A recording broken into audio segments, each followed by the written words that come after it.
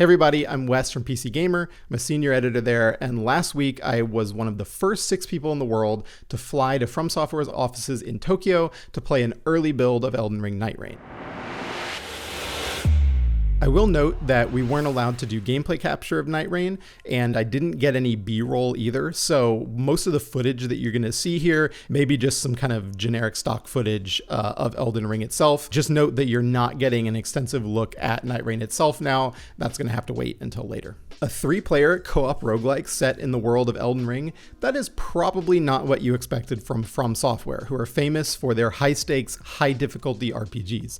But Elden Ring Nightreign is a turbo mode reinterpretation of the combat that FromSoftware has been refining across the last 10 years of games. The new features in this roguelike, teased in a trailer at the 2024 Game Awards, are a bit hard to wrap your head around until you've actually played it. But I have, and I'm here to tell you all about it. It is a 3-player co-op game set in an alternate universe version of Elden Ring's game world. It's hard to get a real good feel for what you're looking at in that trailer. It probably left you with way more questions than answers, but I got to play the game for a good 6 or 7 hours, so I have still some questions, but a lot more answers. So I'm going to give you a first look at Nightreign, how it plays, what about it is exciting, and what about it wasn't fully convincing right out of the gate. Let's break down the key details. 1. Elden Ring Nightreign is a 3-player co-op roguelike. In Nightreign, you play as a member of a 3-player co-op team exploring a familiar but different version of Limgrave, Elden Ring's starting zone. The map has a static overall layout, but with sort of like a DJ mix approach to the weapons you find and the enemies you encounter. They're going to be random and jumbled up every game.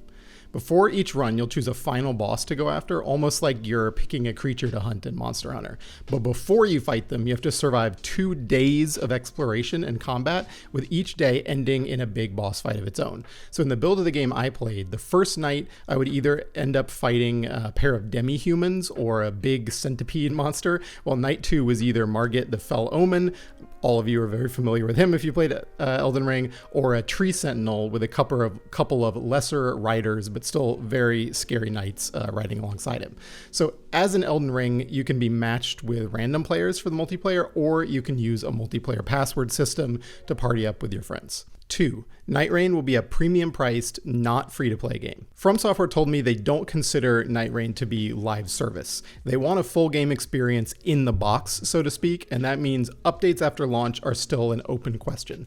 Bandai Namco, who is the publisher, did confirm for me that you won't need to own Elden Ring to play it. Nightreign is totally standalone, and the price will be comparable to Shadow of the Erdtree, this year's expansion, which probably means $40, but that's not confirmed. Basically, the takeaway is this is not a full $60 or $70 priced game. 3. You'll play as predefined characters. So yeah, there's no character creator in Nightreign. Unlike basically all of FromSoftware's RPGs, Nightreign does not let you create a custom character, though you will unlock alternate skins for the cast of 8 preset characters as you progress through the game. Nightreign is going for the hero route with predefined characters. I get to play with 4 of them, but there will be 8 total in the final game. So in the build that I played, there was Wilder, who is an armored knight who resembles kind of like the canonical box art character from a lot of the Souls games. He's got a hefty longsword and a really cool high mobility grappling hook. There's also Duchess, who's a speedy kind of scout-like character in Nier Automata cosplay, equipped with a magic dagger. Duchess dodges with an elegant sidestep rather than the usual roll, and an incredibly powerful ability that lets her re-deal the last few seconds of damage that both you and your allies have done to a nearby enemy all over again. It's really, really effective with team coordination and really satisfying to pull off.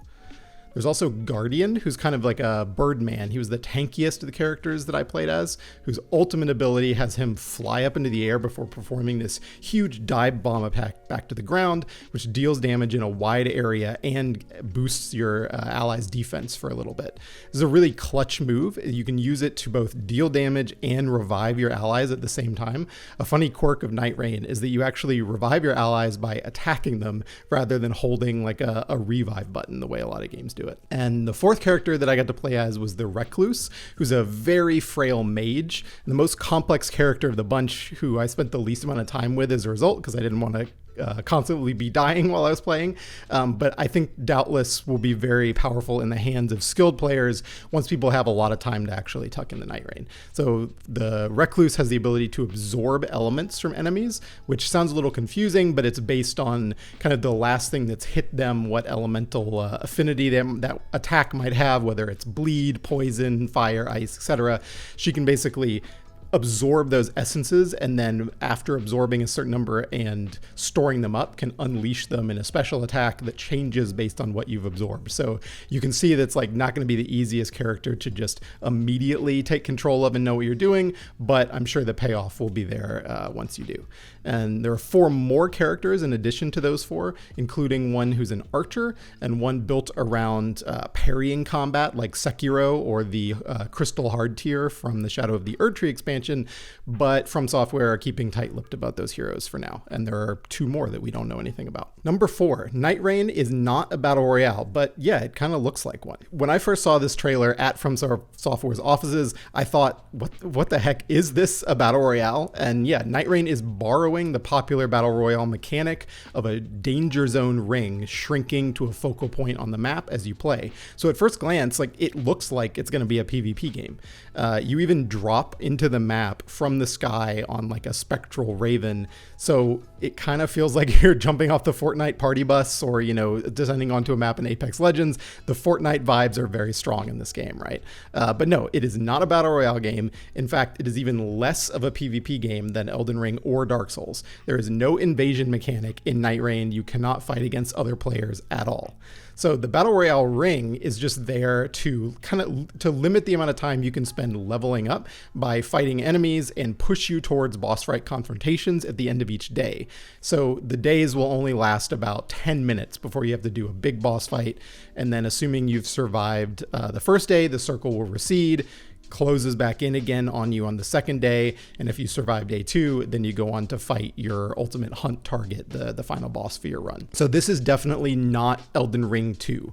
I'd say it actually has more of the feel of a very, very ambitious mod for Elden Ring than it does a full-on sequel, because it is not an RPG. Number 5, so what does Elden Ring Nightreign actually play like? Well, in many ways, Nightreign plays exactly like Elden Ring. Weapons and basic enemies have the exact movesets they do in the base game. Controls are essentially the same with just a few additions. All of Elden Ring's battle mechanics are there. Backstabs, guard parries, two-handing weapons, etc., etc., etc. If you've played a Souls game, if you played Elden Ring, it's going to feel super familiar immediately. In other ways, Nightreign feels extremely different from Elden Ring. Movement speed and sprinting are greatly sped up. Even without the Spectral Steed mount, you're far more mobile in this game. You can mantle up most cliffs and vault up ledges. There is no fall damage, like at all, no fall damage. Because each run of the game has a fairly strict time limit, you're also encouraged to just play at a breakneck pace, running from place to place to get as much loot as you can, kill as many enemies as possible, and level up at sites of grace, which are scattered around the map, so that when you get to a boss fight, which are unsurprisingly big difficulty spikes, you're as strong as you can possibly be.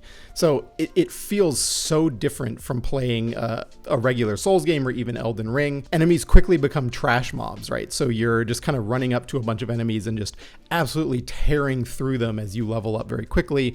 So that makes the combat feel really different than it does in the Souls games, where every new room you go into for a good chunk of the game is likely to present some new threat that you're not expecting and keep you kind of constantly on your toes.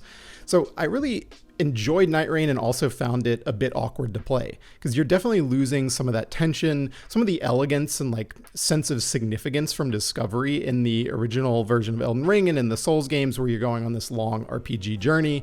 And it feels weird to see all of these really familiar pieces just kind of thrown in the sandbox together and like turned into new toys to play with. At the same time, it still plays really well, right? Like those fundamentals of FromSoftware combat that they've been refining across their games, they're still great. And it's hard to argue against how fun it is to just put that whole experience on fast forward and be playing for kind of low stakes compared to a classic FromSoftware game, right? Like you're not groaning when you die in this game because you've just lost so much progress. It's not that big of a deal. So I found myself immediately wanting to jump into another round at pretty much at the end of every single match, just because I was excited to see what kind of stuff was going to happen happen in the next run and what kind of random drops I was going to get that would define how I built my character. So yeah, let's talk about that randomization. Number 6, is the map randomly generated and how much does it change? The layout of Nightraign's map is static, kind of. It looks like a jumbled up remix of Limgrave with familiar caves, forts, wizard towers, ruins, jails, all in different places than they were in the original game. And FromSoftware says that general topography and the location of structures will stay fixed, like the map is the map. But the developer's also being cagey about the extent to which it can change on different runs. So FromSoftware told me that sometimes an environmental modifier will appeal on the map. So this could be like a swamp or a lava spewing volcano. I didn't encounter these kind of big random environmental elements, so I can't say how significant they're going to be for the game as a whole, how much they'll affect the overall layout and feel of the map, how much they'll kind of come to dominate a run, if at all, or how many like varieties of these surprises are going to be in the randomization pool for the final game. In my interview, FromSoftware also hinted at the fact that the environmental changes like might be tied to the sort of meta stories for the different characters you can play as. So there's a lot we don't know here yet about kind of how all of this stuff is going to play together. The enemies and the bosses you encounter at each place of interest, each fort and so on, will vary by session, which is clearly what FromSoftware is kind of relying on to be the main thing that keeps combat fresh and keeps playing the game multiple times exciting, because they want that to be unpredictable across many runs, even if the overall shape of the map, stays basically the same. I think there's a risk there with this design of the map feeling, I guess, like a bit too much of a drag to explore in a PvE game if it remains static. Even if you encounter a different boss at the ruins you've run around 30 times before, I don't know that that's going to be as exciting as it is playing a PvP battle royale game where, yes, you can get tired of the map, the environment to some extent, but there's just so much more unexpected behavior from other human players. It's so much more dynamic to be in that PvP environment in a place that you know very well than it is in a PvE game where you kind of know how the enemies are going to behave, even if you run into this type of soldier in a fort versus this type of undead, for example. But again, I played one day of an early build of this game, which clearly did not have every random and procedural element all active at once. So it's really not enough to see how everything's going to fit together in the final game. There will definitely be some randomized surprises across the day that I played Nightreign. For example, Margit, the Fell Omen, was one of the potential Night 2 bosses, but also sometimes invaded our play session unexpectedly in the middle of the day and started just chasing us across the map. Number 7, the loot system resembles a lot of other action RPGs. If you've played a Souls game, if you played Elden Ring, you know that these games have literally hundreds of weapons in them. And I only ever used a handful of them in a given playthrough, which was kind of a bummer. But the way Nightreign simplifies stats and makes it so that just about every character can use every weapon, so you can assemble a viable build on the fly pretty much every run, and you are not locked into playing in a particular way, even if you choose a character who kind of by default is a bit tankier or a bit faster paced. So regular enemies and bosses around the map will drop randomized loot. As in other action RPGs, that loot can include passive skills like stat buffs. It can also include active effects and affinities like poison, bleed, ice, fire attacks, and more. Loot is abundant. There are tons of chests and breakable objects in the environment that house weapons and consumable items like oils to coat your sword for extra damage, daggers that you can throw for range damage, etc. So when you kill a boss, you usually get to choose from 3 loot options, with one of those options being like a kind of a permanent or permanent within the run character option rather than a weapon upgrade. So for example, that could be like a 15% bonus to damage reduction for the rest of the run. Regular drops are shared between players. So you could open a chest and then someone could just run up and grab the items right from under your nose. But the more valuable drops from bosses are individualized. Loot is tiered with color-coded rarity. So if you play Diablo or like any MMO, you'll basically know the gist there. And Elden Ring's old inventory system is gone. It's much simplified in Nightreign. You can only hold 6 weapons, 3 in your right hand and 3 in your left hand. And the passive skills on weapons that you pick up actually remain active as long as they're in your inventory. So that means you could pick up a greatsword that you don't want to use because you're doing kind of like a fast-paced dagger build, but you want to keep it in your inventory anyway because it happens to offer like a nice buff to your poise stat.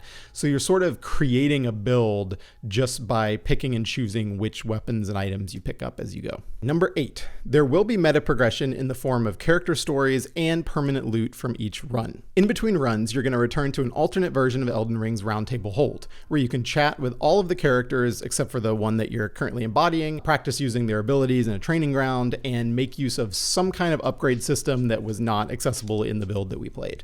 Each character in Nightreign has these relic slots that you can equip random end of run rewards to. So these offer some really substantial benefits. They're how you're going to improve your characters long term. One relic, for example, gave me +2 vigor, made my healing flasks actually heal my allies in addition to myself, which was really, really beneficial. Another marked treasure for me on the map and boosted magic attacks and enhanced specifically one of the Duchess's character abilities. So there's going to be a lot of variation between these relics, and it seems like you're probably going to get more relic slots as you play through the game just based on the UI.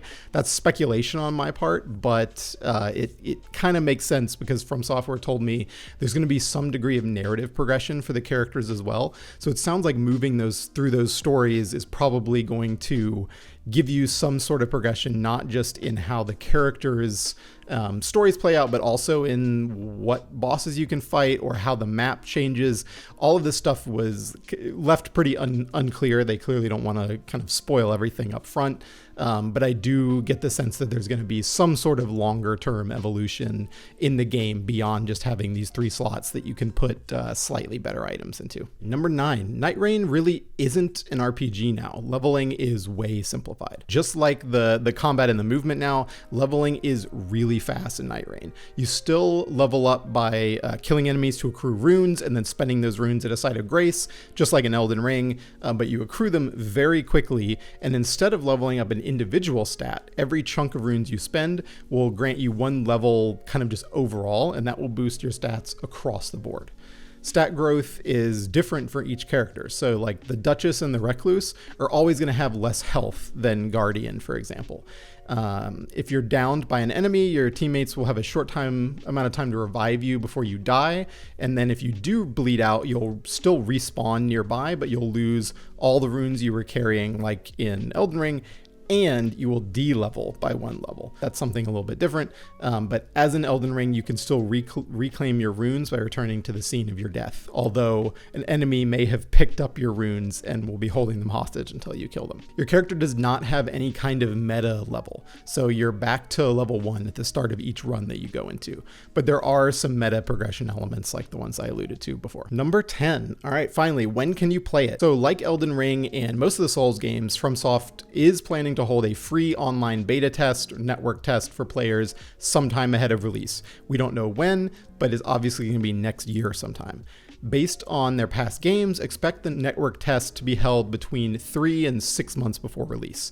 Elden Ring was about 10 weeks ahead of release, while Dark Souls 3 was about 5 months ahead, so there's quite a range there. We'll find out more in 2025. So what features are you most excited about? What characters are you going to play as first? Let us know in the comments, and make sure you subscribe so you can stay up to date with the latest on Elden Ring Nightreign on PC Gamer.